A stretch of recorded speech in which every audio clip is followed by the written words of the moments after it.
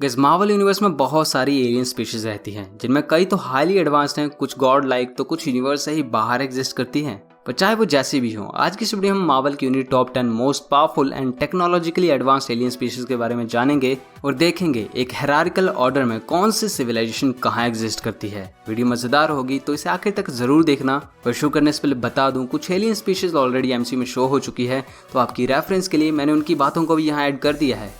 तो 10th position पे है सोबरन। ये स्पीशीज मार्वल की मोस्ट इवॉल्व्ड और बायोलॉजिकली एडवांस स्पीशीज है। इस स्पीशीज को हमने सबसे पहले guardian of the Galaxy volume 2 में देखा था। वैसे तो ये ज्यादा पावरफुल नहीं है, पर टीम वर्क और वेपन्स के मामले में इनका कोई जवाब नहीं दे सकता। और जैसे मैंने बताया, ये बायोलॉजिकली काफी एडवांस्ड है। तो इन्होंने ही एडम वॉरलॉक को बनाया है, पर वो अभी तक अपने वर्थ फोर्स से बाहर नहीं निकला है और ये स्टोरी एमसीयू में है, नॉट इन द कॉमिक्स। अगर आपको एडम कौन है नहीं पता तो ये जान ले, एडम वॉरलॉक एक आर्टिफिशियली क्रिएटेड बीइंग है जो कि काफी पावर होल्ड करता है। कॉमिक में इसने थैनोस को हराया है और इन्फिनिटी गॉन्टलेट कई बार यूज किया है, और ये मार्वल के कुछ मोस्ट पावरफुल कैरेक्टर्स में से भी एक है। तो back to the topic, sovereign Marvel movies में दोबारा देख सकते हैं, वो भी Guardians of the Galaxy volume 3 में, क्योंकि अब उनके यानी गार्डियंस और इस एलियन स्पीशीज के बीच काफी अनबन ऑलरेडी बन चुकी है। तो उसका एंड रिजल्ट एडम वॉरलॉक के साथ हमें देखने को जरूर मिलेगा।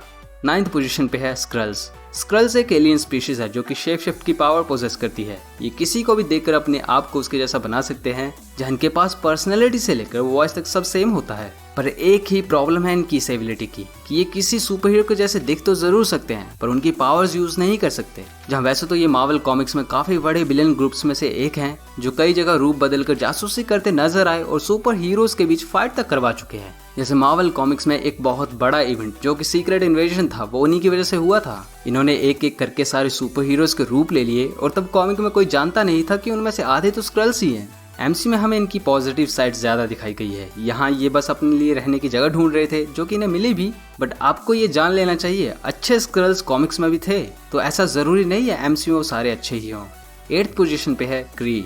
तो क्री एक एलियन सिविलाइजेशन है जो हाला प्लैनेट से बिलोंग करती है। टेक्नोलॉजिकली और जेनेटिकली काफी एडवांस ब्लू कलर के ये एलियंस हमेशा वॉर और कॉन्फ्लिक्ट का पार्ट रहे हैं, और इनकी सबसे ज्यादा राइवलरी रही है स्क्रल्स के साथ, क्योंकि स्क्रल्स ने जासूसी करने का जो काम यूनिवर्स में कई और जगह किया था, उससे क्री भी नहीं बच पाए थे। ऐसा हमें मार्वल कॉमिक्स में बताया गया है, जहां बेशक एमसी में स्टोरी थोड़ी डिफरेंट है, बट राइवलरी वहां भी इनके बीच है। इसके अलावा क्री लोगों की टेक्नोलॉजी का तो कोई जवाब ही नहीं दे सकता। इनके स्पेशल सूट किसी भी साधारण इंसान तक को सुपर स्ट्रेंथ, सुपर स्पीड और कई सारे वेपन्स आराम से दे दें, तो वहीं इन्हीं सूट्स को पहन के स्पेस और पानी दोनों में सांस तक ली जा सकती है। बाकी जैसा हमें कैप्टन मार्वल मूवी में दिखा था, इनके पास मेमोरी इरेज और रीड दोनों करने की टेक्नोलॉजी भी है, जिसे ये काफी लोगों का ब्रेन वॉश करके खुद के फायदे के लिए काम करवा चुके हैं। Same case happened with captain Marvel. उसका ब्रेन वॉश कर उसे क्री बताया गया और वो उनकी बात मान उनके लिए लड़ने भी लग गई।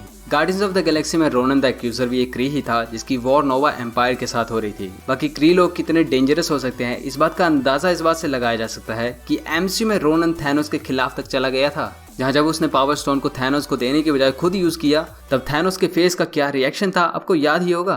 तो थैनोस ऐसा रिएक्शन तभी देता है जब उसे लगे कि सामने वाला अपोनेंट हल्का नहीं है। तो यही बात क्री लोगों को कुछ कम नहीं बनाती।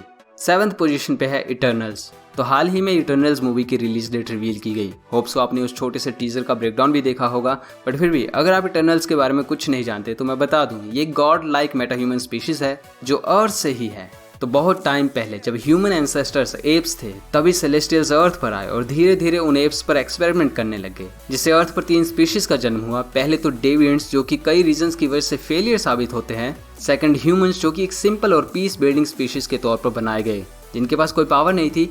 और तीसरे इटर्नल्स, जिन्हें चाइल्ड ऑफ गॉड के नाम से जाना गया, जो कि दिखते ह्यूमन जैसे थे पर उनके पास सुपर पावर्स थी। तो जब सेलेस्टियल्स ने इन 3 स्पीशीज को बनाया, तो इटर्नल्स ह्यूमंस के प्रोटेक्टर बने और डेविएंट उनके सबसे बड़े दुश्मन।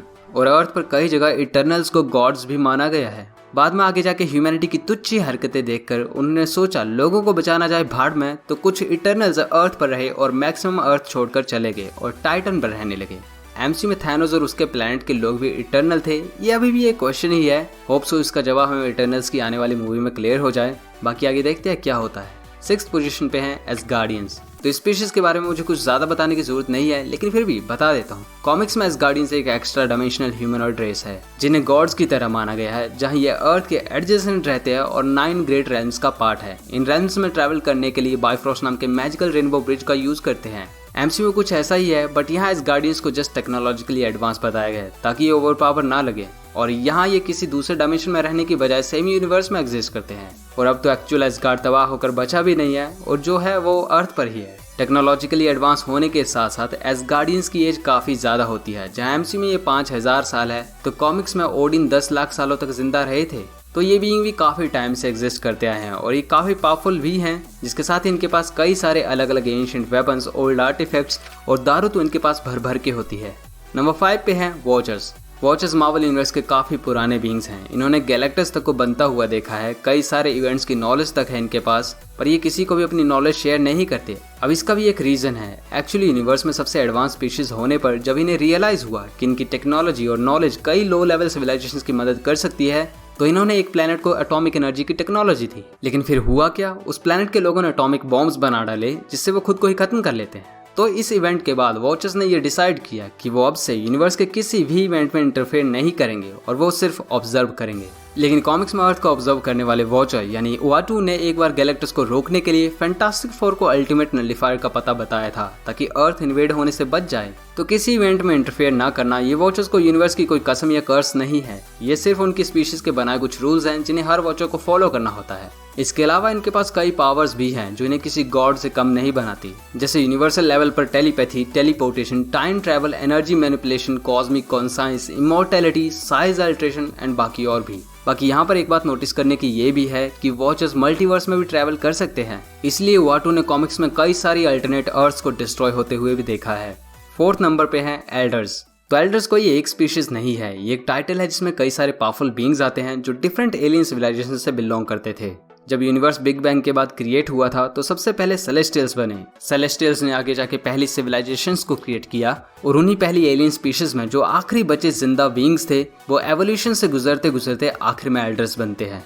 ये बीइंग्स बहुत ही पावरफुल हैं और ये इमॉर्टैलिटी भी गेन कर चुके हैं, जिस वजह से ये इतने टाइम से जिंदा हैं। बट इसी वजह से इनकी लाइफ ऐसी हो गई कि ये बोर होने लगे और फिर एंटरटेनमेंट पर्पस के लिए इन्होंने कुछ भी करना शुरू कर दिया। जैसे कलेक्टर पूरे यूनिवर्स में जो भी चीजें हैं उन्हें कलेक्ट करता है और अगर उसे वो चीज ना मिले तो उसके लिए कुछ भी कर सकता है। फिर आता है ग्रैंड मास्टर। ये भी हर गैलेक्सी और प्लेनेट में जाकर वहाँ के सबसे स्ट्रॉन्ग लोगों को किडनैप कर उनकी फाइट्स करवाता है। इसलिए मार्वल कॉमिक्स में एक बहुत इंपॉर्टेंट विलन में से एक है, क्योंकि इसने कई सुपर हीरोज को एक दूसरे के ही खिलाफ लड़वा दिया था। सेम ऐसा ही कुछ हमें एमसीयू में भी दिखा था, बट यहाँ ग्रैंड मास्टर कोई इमॉर्टल बीइंग नहीं है। और तो और ईगो जो कि एक लिविंग प्लेनेट है वो भी एल्डर था, पर मूवी में इसे सेलेस्टियल बताया गया है।